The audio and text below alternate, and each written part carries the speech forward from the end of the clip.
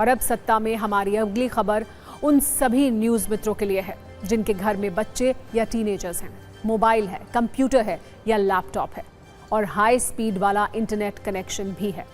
सरकार ने कुछ दिन पहले ऑनलाइन गेमिंग में रियल मनी का गेम ओवर करने के लिए एक कानून बनाया है। आज की हमारी खबर का केंद्र वही ऑनलाइन गेम है, जिसकी वजह से यूपी में 14 साल के एक बच्चे के साथ जो कुछ हुआ उसमें एक चिंता का अलार्म है। इस अलार्म की शुरुआत कुछ सवालों के साथ। क्या आपका बच्चा भी दिन भर ऑनलाइन गेम खेलता है? क्या आप ये जानते हैं कि एक ऑनलाइन गेम बच्चे की सुसाइड की वजह बन गया है? यूपी के लखनऊ से देश के हर माता पिता के लिए एक शॉकिंग न्यूज़ आई है, जहां एक लड़का ऑनलाइन गेम में पहले 13 लाख रुपए हार गया, फिर सुसाइड कर लिया। इसीलिए आज हमने इस खबर पर आपके बच्चों को कातिल ऑनलाइन गेम से बचाने वाली कुंजी तैयार की है। ऑनलाइन गेम एक ऐसा नशा है जिसमें न सिर्फ बच्चों का बचपन तेजी से गुम हो रहा है, बल्कि अब इस नशे की वजह से वो अपनी जान तक दे रहे हैं। अब ऐसे बच्चों की लिस्ट में लखनऊ के मोहनलालगंज में रहने वाले 14 साल के यश का नाम भी जुड़ गया है। यश ऑनलाइन गेम में 13 लाख रुपए हार गया। जिस ऑनलाइन गेम में यश ने 13 लाख रुपए गंवा दिए, उसका नाम फ्री फायर है। पिता का दावा है कि उन्होंने जमीन बेचकर बैंक में 13 लाख रुपए जमा किए थे। यश उन्हीं के मोबाइल पर अक्सर गेम खेलता था। उसी मोबाइल पर यश ने बैंकिंग ऐप से ऑनलाइन पेमेंट सेटिंग एक्टिव की और फ्री फायर गेम खेलने के दौरान यश ने अपने पिता के 13 लाख रुपए खर्च कर दिए। पिता को इस बात का पता तब चला जब वो कुछ पैसे निकालने के लिए बैंक गए। वहां बताया गया कि फ्री फायर गेम के जरिए उनके बैंक अकाउंट से 13 लाख रुपए के ट्रांजैक्शन हुए हैं। जब उन्होंने अपने बेटे से इस पर सवाल किया तो 14 साल के यश ने अपनी जान दे दी। हम आपको उस पिता का दर्द भी दिखाएंगे जिसने एक ऑनलाइन गेम की वजह से 14 साल के बेटे को खो दिया। लेकिन पहले हम आपको ये बताते हैं कि आखिर ये फ्री फायर गेम क्या है जिसमें यश ऐसा फंस गया था। असल में फ्री फायर एक मल्टीप्लेयर बैटल रॉयल गेम है। इस गेम को सिंगापुर की एक नामी कंपनी ने बनाया है। इस गेम में खिलाड़ी को मिशन के दौरान जिंदा रहने का टास्क दिया जाता है। इसमें खुद को अपग्रेड करने के लिए प्लेयर पैसे खर्च करते हैं। साथ ही एडवांस्ड हथियार खरीदने के लिए भी पैसे देने पड़ते हैं। पेमेंट करने पर गेम स्टोर के माध्यम से कुछ डायमंड मिलते हैं और इन्हीं डायमंड का इस्तेमाल हथियार खरीदने में होता है। दावा है कि इसी गेम पर यश ने पिता के 13 लाख रुपए लुटा दिए और फिर जिंदगी से एग्जिट कर गया। हम थे ना, इसने फांसी लगा लिया। अच्छा, क्या बेटा गेम भी खेलता था क्या? जी खेलता था। अच्छा, कौन सा गेम खेल रहा था? अब सर ये पता नहीं था। कितना पैसा हारा होगा ऑनलाइन गेम में? 13 लाख रुपए सर। अच्छा, कैसे पता चला कि 13 लाख रुपए? जब बैंक में गए अपना पैसा निकालने, हमने कहा दवा के लिए ला 10-20 हज़ार रुपये निकालना है। वहाँ निकालने गया तो चेक भरे तो बैंक वाला कहने लगा तुम्हारे खाते में जीरो, कुछ है ही नहीं। बताया उसने बताया कि मतलब पूरा जो है ये मोबाइल द्वारा सारा पैसा गेम खेल के चला गया। तब आपने जोड़ा था या जमीन वमीन बेची थी? जमीन बेचा था सर। कितने महीने पहले बेची थी?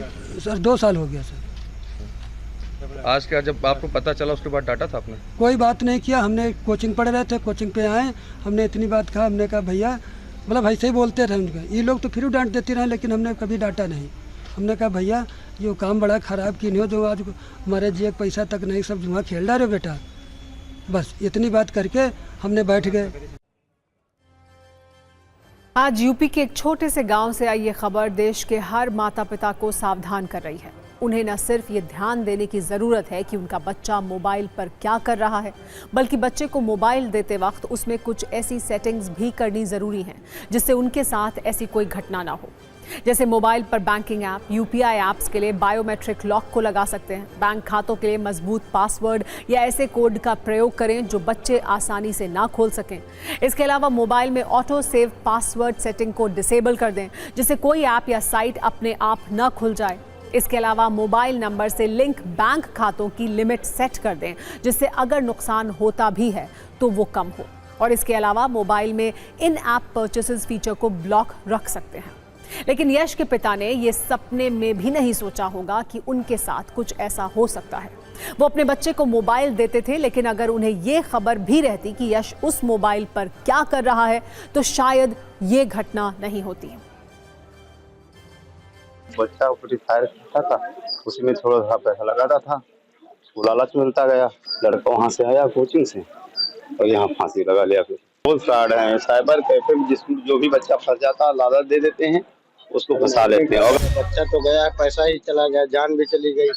इतने लोग सब देख रहे हैं, सब लोग सदमा में। जितने भी पेरेंट्स हैं वो अपने बच्चे, जो माइनर बच्चे हैं, नाबालिग बच्चे हैं, उनकी इंटरनेट पे क्या एक्टिविटी है और वो अगर उनके खाते को एक्सेस कर रहे हैं तो उसको क्लोजली मॉनिटर करें।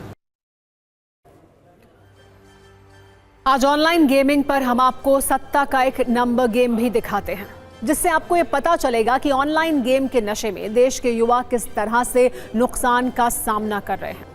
एक अनुमान के अनुसार भारत में ऑनलाइन गेमिंग मार्केट अभी करीब 32,000 करोड़ रुपए की है और इसमें से 86% रेवेन्यू रियल मनी फॉर्मेट से ही आता है। मौजूदा वक्त में भारत में ऑनलाइन गेम खेलने वाले यूजर्स की संख्या 59 करोड़ के आसपास है और एक रिपोर्ट के अनुसार ऑनलाइन गेम की वजह से भारत के लोगों को प्रतिवर्ष 20,000 करोड़ का नुकसान भी होता है। कुछ दिन पहले इसे लेकर एक रिपोर्ट भी जारी की गई थी, जिसमें बताया गया था कि भारतीय ऑनलाइन गेमिंग पर खूब खर्च कर रहे हैं। कम सैलरी वाले लोग ऑनलाइन गेम से पैसा कमाकर जल्दी अमीर बनने के चक्कर में ज्यादा खर्च कर रहे हैं। 20,000 से कम सैलरी वाले लोग अपनी सैलरी का 22% हिस्सा ऑनलाइन गेमिंग में खर्च करते हैं, जबकि 75,000 से ज्यादा सैलरी वाले ऑनलाइन गेमिंग में सिर्फ 12% खर्च करते हैं। वैसे एक दिलचस्प तथ्य यह भी है कि भारत में ऑनलाइन गेम वाला ये क्रेज सबसे ज्यादा यूपी वालों के सिर ही चढ़ा है। इंडिया मोबाइल गेमिंग की रिपोर्ट के अनुसार भारत में सबसे पहले ज्यादा ऑनलाइन गेम खेलने वाले लोग उत्तर प्रदेश में हैं।